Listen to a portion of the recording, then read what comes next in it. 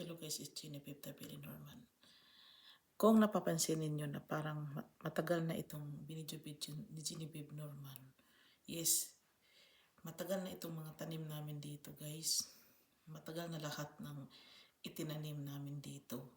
But anyway, sa katagalan ng mga itinanim namin dito, doon nagka-power yun. Maniwala kayo. Kung saan siya matagal, doon pala ang power. Kasi kapag bago pa, yung example, magtanim ka, tapos new pa siya, tapos baby pa siya, papatayin nila guys. Yung espiritu. Pero pag napansin nila na parang old siya, hindi na yun nila pwedeng patayin. Kasi alam kasi nila old. Kagaya nito, ano ito, pear, namumulaklak na siya dahil it's spring na.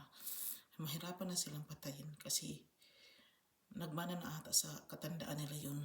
Yung parang makikita mo na parang almost old.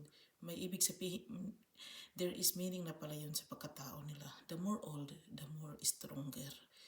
Nagmana na ata ako sa katandaan nila. But hindi naman ako nagtataka, hindi ako nagsisisi. Okay lang naman. At least I am still alive breathing. Guys, maraming, napasalamat rin ako sa Panginoon. Guys, dito na lang ako. Maraming salamat. Happy Sunday guys. Bye.